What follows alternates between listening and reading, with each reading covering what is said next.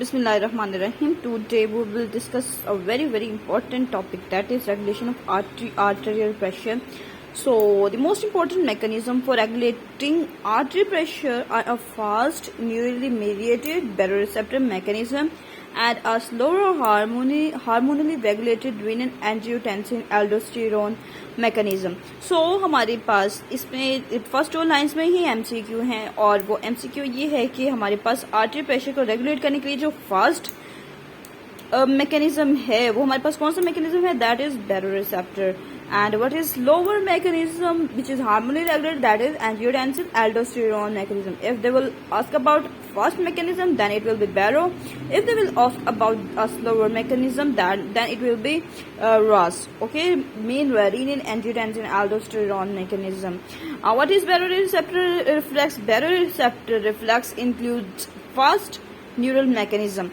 Okay, it is a negative feedback system that is responsible for minute-to-minute regulation of arterial blood pressure. Okay, which blood pressure? Arterial blood pressure. Baroreceptors. What are baroreceptors? Baroreceptors are a stretch receptors located within the wall of carotid sinus. Baroreceptors are located within the wall of carotid sinus. Never ever confused with it aortic arch. Okay. Baroreceptors are located within the wall of carotid sinus near the bifurcation of common carotid arteries. So its location is also an MCQ. Steps. What are the steps in baroreceptor reflex? A decrease in arterial pressure, decrease stretch on the wall of carotid sinus. Okay, blood pressure कम हुआ तो हमारे पास carotid sinus की जो walls हैं उनके ऊपर stretch क्या हो जाएगा, कम हो जाएगा. Because the baroreceptors are most sensitive to changes in arterial pressure, rapidly decreasing arterial pressure produces the greatest response. Okay, baroreceptors are sensitive to which? Are sensitive to changes in arterial pressure. So if there will be a rapid decrease in arterial blood pressure, it will be produced greatest response by baroreceptors. Additional baroreceptors in aortic arch respond to increase but not to decrease in arterial pressure. Okay, important चीज is जो हमने इसमें देखी है वो ये है कि जो कैरोटिड साइनस में है they will respond to decrease in artery pressure, लेकिन हमारे पास इसके अलावा एडिशनल baroreceptors होते हैं वो कहाँ पे होते हैं, एओर्टिक आर्च में. और जो एओर्टिक आर्च में baroreceptors लोकेटेड हैं वो हमारे पास आर्टरी ब्लड प्रेशर में अगर इंक्रीज होगा उसको रिस्पॉन्ड करेंगे, डिक्रीज को नहीं करेंगे. डिक्रीज को कौन रिस्पॉन्ड करेगा, जो हमारे पास कैरोटिड साइनस में लोकेटेड है. जो एओर्टिक आर्च में लोकेटेड है वो हमारे पास respond to increase in artery blood pressure. Okay, but aortic arch respond to increase but not to decrease in arterial pressure. Decreased stretch decreases the firing of carotid sinus nerve. Okay, carotid हमारे पास carotid sinus में जो हमारे पास baroreceptors located हैं. Okay, जब हमारे पास arterial blood pressure कम होगा तो हमारे पास baroreceptors हमारे पास रिस्पॉन्ड करेंगे. ठीक है, उनके ऊपर स्ट्रेच भी कम हो जाएगा. स्ट्रेच कम होगा तो हमारे पास जो कैरोटिड साइनस नर्व है उसका फायरिंग रेट भी कम हो जाएगा. ठीक है, Hering nerve. Okay, which nerve? Hering nerve. Cranial nerve 9 which carries information to vasomotor center in brain stem. Okay, so हमारे पास जो एफरेंट नर्व है baroreceptor रिफ्लेक्स में वो कौन सी नर्व होगी, हमारे पास हेडिंग नर्व और cranial nerve 9 which carries information from baroreceptors to vasomotor center in brainstem. The set point for mean arterial pressure in vasomotor center is about 100 mmHg.